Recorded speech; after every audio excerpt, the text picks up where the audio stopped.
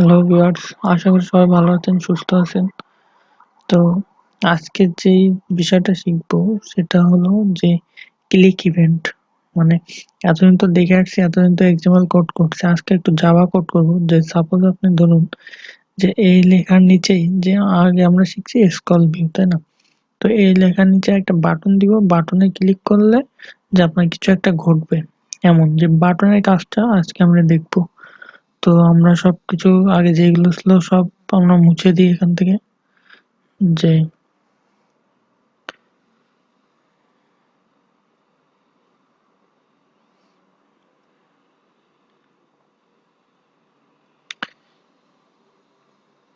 এখান থেকে আমাদের এটা এখন মুছে দেওয়া হয়ে গেছে। এখন এর ভিতরে কিছু একটা লিখতে হবে, যে দেখুন এখানে আমাদের কিন্তু এটা ফাঁকা হয়ে গেছে। এই যে এটা কিন্তু এখন ব্ল্যাঙ্ক হয়ে গেছে। তো আমরা সাপোজ প্রথমে একটা টেক্সট ভিউ নিই।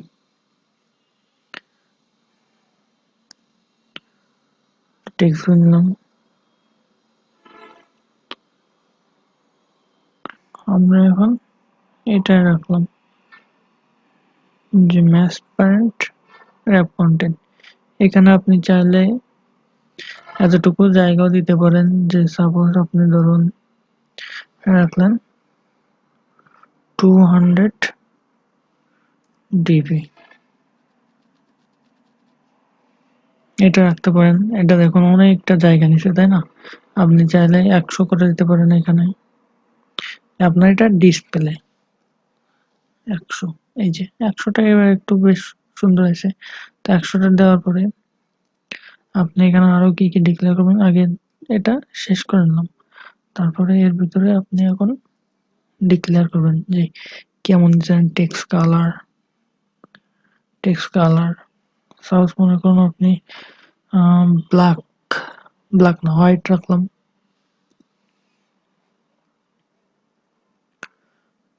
হোয়াইট, দেন তারপরে টেক্সট স্টাইল বোল্ড। তবে এখানে কেন কোনো টেক্সট দেবেন না, কারণ আমি সেটা জাভা জাভা যখন কোড করব তখন দেখাচ্ছি যে কেন কোড দেবেন না, কারণ ওখানে গিয়ে আপনাকে লিখতে হবে এই টেক্সট লেখাটা। তো তারপরে আমরা দিলাম যে আপনি চাইলে যে কোনো text style, text colour, text যে কোনো কিছু, টেক্সট সাইজ, আপনি যে কোনো কিছু ইউজ করতে পারেন। তো সাপোজ আমরা টেক্সট সাইজ দিলাম 20 এসপি। তো এটা আমরা টেক্সট সাইজ দিলাম। তারপরে আসুন আমরা যেটা করতে করি এখন, এখন আমরা করব একটা বাটন নিব, তাই না? একটা বাটন দিলাম, বাটনে দিলাম ম্যাচ প্যারেন্ট র্যাপ কন্টেন্ট। তারপরে দেখুন এখানে বাটনটা একটু খেয়াল করে দেখুন, এই যে ঠিক এখানে দেখলে বুঝতে পারবেন যে বাটনটা দেখুন কিন্তু ডিসপ্লের সাথে বাটনটা একসাথে লেগে গেছে। তো আমরা এখন বাটনটা কি করব মনে আছে, যে আমরা বাটনটা কি করতে পারি, 10 ডিবি বরাবর ছেড়ে দিবে। এটাই করতে গেলে আমাদের কি করতে হবে, সেটা এখন ডিক্লেয়ার করতে হবে। তো এখন সেটা ডিক্লেয়ার করব। মার্জিন টপ মনে আছে, লেআউট মার্জিন টপ, এটা মনে করেন 20 ডিবি বরাবর ছেড়ে দিবে। এবার দেখুন এখান থেকে কিন্তু 20 ডিবি বরাবর ছেড়ে দিচ্ছে। তো আপনি এখানে আপনি কি করতে পারেন, বাটনের ভিতরে ব্যাকগ্রাউন্ড পিকচার দিতে পারেন। কিভাবে পিকচার দিবেন সেটা আমি গত ক্লাসে বা আরো পূর্বের ক্লাসে ভালোভাবে বুঝাইছি, যে ব্যাকগ্রাউন্ডে কিভাবে পিকচার রাখবেন। তো সেইভাবে চাইলে দেখে নেবেন, বা আপনি কোনো কালারও ইউজ করতে পারেন। তারপর এখানে টেক্সট, বাটনের ভিতরে তো একটা টেক্সট দিতে হবে, তাই না?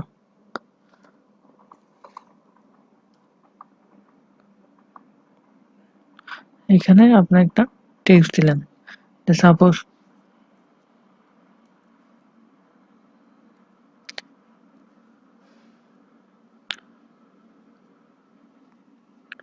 ক্লিক নাও।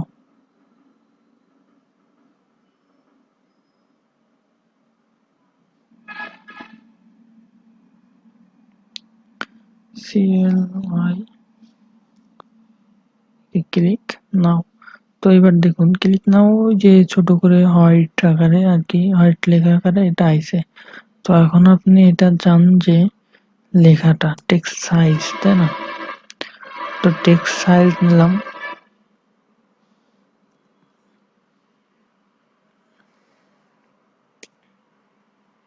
যদি 20 টিপি নেন তাহলে আরো ছোট, মানে একটু এখনো তো দেখা যাচ্ছে না। থাকলে এই যে এখানে দেখুন হোয়াইট আছে। তো এটা আরো যাতে দেখতে সুন্দর দেখা যায় বা বোধগম্য হয় সেটা এখন করব। টেক্সট স্টাইল দিলাম, একটা টেক্সট স্টাইল দিলাম বোল্ড, সো এটা একটু বোল্ড হোক।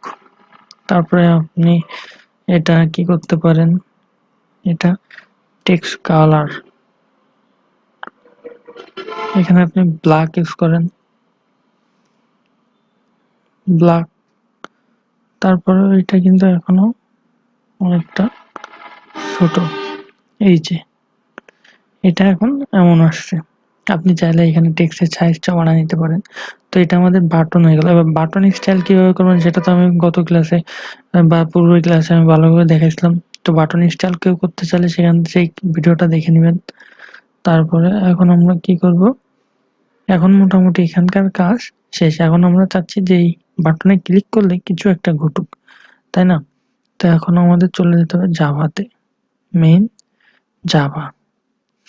এইখানে দেখুন এই যে third bracket, sorry second bracket আছে না, এই সেকেন্ড ব্র্যাকেটের মাঝে এখানে আপনাকে কোড করতে হবে। আজকের ক্লাসটা কিন্তু একটু বুঝে করার চেষ্টা করবেন, কারণ আজকের ক্লাসটা কিন্তু একটু প্রথমে আজকে শুরু তো জাভা ক্লাস, এইখানে একটু জটিলতা আসতে পারে বা জটিল মনে করতে পারেন, কিন্তু এটা কিন্তু জটিল কিছু না। তা একটু বুঝে করার বা বোঝার চেষ্টা করবেন। তো এখানে করার আগে একটা জিনিস আমরা এখানে গিয়ে ডিক্লেয়ার করে আসি যে বাটনের এখানে দেখুন আপনি এখানে একটা জিনিস ডিক্লেয়ার করতে আইডি। দেখুন প্রথমে সাজেস্টে চলে আসছে আইডি, আর নিচের ওইটা @+ id/, তো এটা নিলাম। এরপরে এখানে একটা নাম দিতে হবে আপনার এই বাটনের, সাপোজ একটা নাম দিতে হবে। তো আমরা একটা নাম দিই, যে কোনো নাম, আপনি যে কোনো নাম দিতে পারেন, CLICK ক্লিক। তবে এই নাম দেওয়ার ক্ষেত্রে একটা জিনিস চেষ্টা করবেন, যে যেই নামই দিবেন যাতে একটু বোধগম্য হয় যে এই বাটনটা আপনি কি নাম দিছেন বা এই বাটনটা কোথায় রয়েছে। যখন বড় বড় ধরনের অ্যাপস তৈরি করবেন তখন কিন্তু নামগুলো যাতে উল্টো পাল্টা দেখা হয়। এখানে আপনি নাম দেন যে ক্লিক বাটন না লিখে এও যদি দেন জাস্ট তাও কিন্তু আপনার এটা সঠিক, কিন্তু সেটা কিন্তু আপনার ক্ষেত্রে বুঝতে কঠিন হবে। এখানে এমন কোনো নাম দিবেন না যাতে আপনি বুঝতে পারবেন না এই বাটনটা আপনি কোথায় দিয়েছেন বা কি কাজ করছে। তো এখন সেম কাজ টেক্সট ভিউতে আমাদের এটা পরিচয় করে দিতে হবে, আইডি, তারপরটা নিতে হবে। তারপর এখানে আপনি দিতে পারেন যে এখানে যেহেতু ডিসপ্লে নিয়ে কাজ করতেছে তাহলে টিভি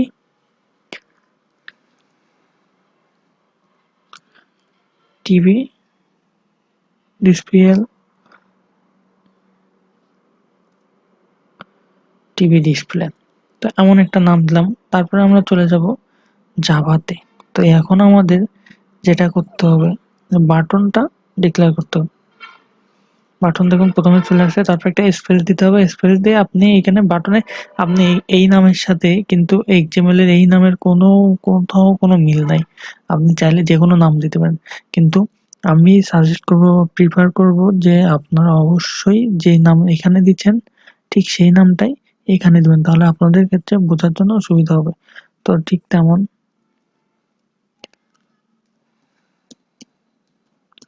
ক্লিক বাটন, এটা দেওয়ার পরে আপনাকে একটা সেমিকোলন ইউজ করতে হবে। এটা হলো প্রোগ্রামিং এর একটা নিয়ম বলতে পারেন। তো এটার পরে সেমিকোলন দিতে হবে। তারপরে আপনাকে ডিক্লেয়ার করতে টেক্সট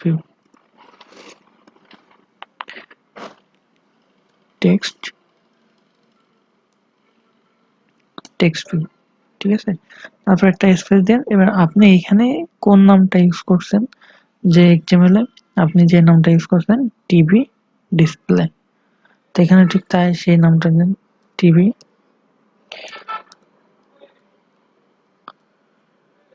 টিভি ডিসপ্লে। তারপর একটা সেমিকোলন দিয়ে শেষ করে দিলেন। এবার আমাদের এখানে যে কাজটা করতে হবে যে li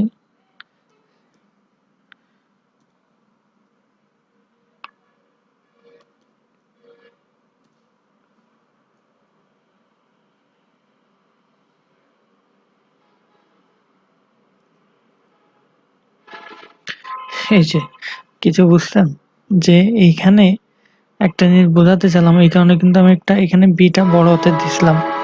সেই জিনিসটা কি যে আপনি এইখানে বাটনে যে নামটা ডিক্লেয়ার করবেন ঠিক সেই নামটা এখানে দিতে হবে। সাপোজ আপনি যদি এখানে যে সিটা বড় হাতের দেন তাহলে দেখুন এখানে কিন্তু রেড কালার বা লাল সাইন চলে আসতেছে, তার মানে এটা ভুল, মানে সে এটা কোথাও খুঁজে পাচ্ছে না। সো এটাকে আপনাকে এটা অবশ্যই করতে হবে, যেটা খেয়াল রাখতে হবে। তারপরে ইকুয়াল টু, তারপরে আপনাকে কি দিতে হবে,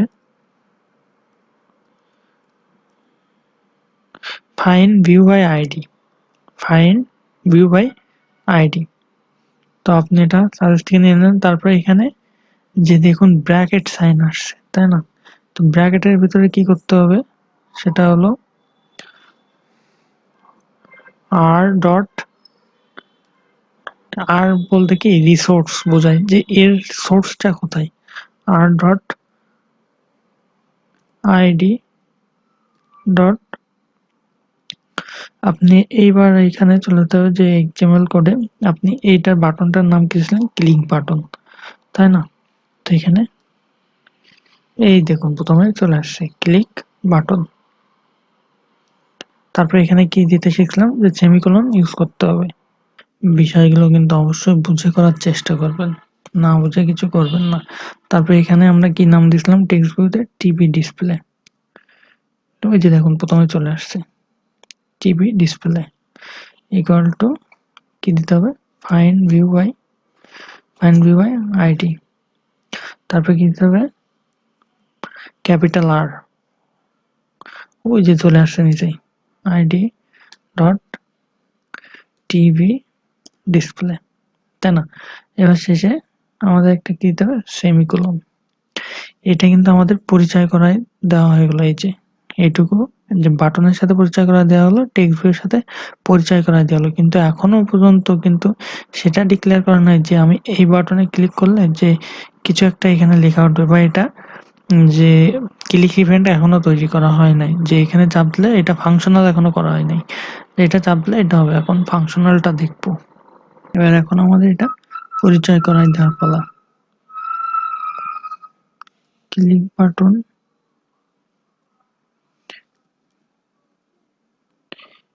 সেট অন ক্লিক লিসেনার, দেখুন প্রথমে চলে আসছে click button into set on click listener.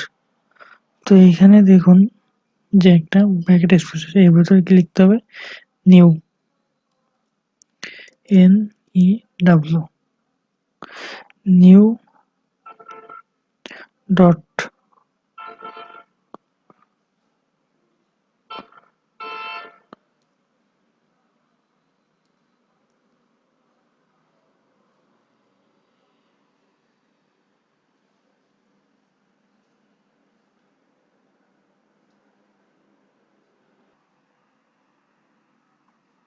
এই যে এই ব্র্যাকেটের মাঝে লিখতে হবে ছোট হাতের N E W, new space view. এই দেখুন চলে আসছে suggest view on click listener, এটা এন্টার চেপে নিয়ে নিলাম। এবার দেখুন এখানে অটোমেটিক্যালি কোড কিন্তু আমাদের হয়ে গেছে যে public void view dot dot. এবার দেখুন এই যে সেকেন্ড ব্র্যাকেটের শুরু, সেকেন্ড ব্র্যাকেটের শেষ, এখানে স্পেস চেপে কিছুটা জায়গা নিয়ে, ইন্টার চেপে কিছুটা জায়গা নিয়ে, এবং এর ভিতরে আবার আপনাদের ডিক্লেয়ার করতে হবে যে text TV display, TV display, TV display নিয়ে নিলাম। তারপরে কি দিতে হবে, ডট সেট টেক্সট, তাই না? তো এখন এর ভিতরে আপনি যেটা লিখবেন সেটা ওইখানে ক্লিক করলে ঠিক ওই লেখাটাই উঠবে।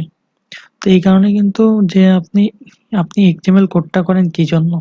যেমন যখন ওয়েব ডিজাইন কেউ করতে গেলে সে বুঝতে পারবে যে যে ১ম এ ওয়েব ডিজাইন করতে গেলে আপনার ১ম হবে এইচটিএমএল কোডটা জাস্ট করা হয় যে বিষয়টা কোথায় কি লেখা হবে, কিভাবে কি হবে এটা করার জন্য। তো তারপরে যেটা করা হয় তারপরে সিএসএস দিয়ে বিষয়গুলো আরেকটু সুন্দর করা হয়, কোথায় কোন কালার হবে কি হবে, আর ফাংশনাল করা হয় জাভাস্ক্রিপ্ট, তারপর পিএইচপি। তো যাই হোক এক্সএমএল কোডটাও ঠিক তেমনই, যে আপনি এটা দিয়ে সাজাতে হবে, যে যেমন টেক্সট ভিউতে আমরা কিন্তু কোনো টেক্সট নিই নাই, কিন্তু এখন আমাদের জাভাতে এসে টেক্সটটা ডিক্লেয়ার করতে হবে যে কোন টেক্সটটা বাটনে ক্লিক করলে উঠবে। যে সাপোজ আমরা দিই হ্যালো। হ্যাঁ, এখানে যে জিনিসটা বলতে বলেছে, এখানে ডাবল কোটেশন ইউজ করতে, ডাবল কোটেশনের ভিতরে লিখতে হবে হ্যালো।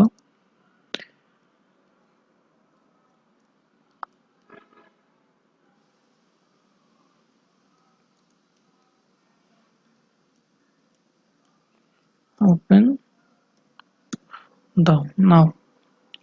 তো এটা আমাদের এখন কিন্তু কোডটা হয়ে গেছে। তো এখন আমরা চাইলে এখানে আমরা এটা একটু রান করে দেখতে পারি যে এত সময় ধরে কষ্ট করে যেটা করলাম সেটা সফল হয়েছে কিনা। আমাদের এখন কিন্তু এটা রান হয়েছে। তো এখন আমি এই যে বাটনে আমি এখন ক্লিক করে দেখি কি, এই যে দেখুন যেটা লিখলাম সেটা হয়েছে, বাটনে ক্লিক করার সাথে সাথে ওইটা আসে, তার মানে আমাদের বাটনটা এখন ফাংশনাল হয়েছে। তো আশা করি সবাই বুঝতে পারছেন। আর কোথাও না বুঝলে অবশ্যই কমেন্টসের মাধ্যমে জানাবেন। ধন্যবাদ। পরবর্তী ক্লাস পর্যন্ত সবাই ভালো থাকবেন, সুস্থ থাকবেন, সুন্দর থাকবেন।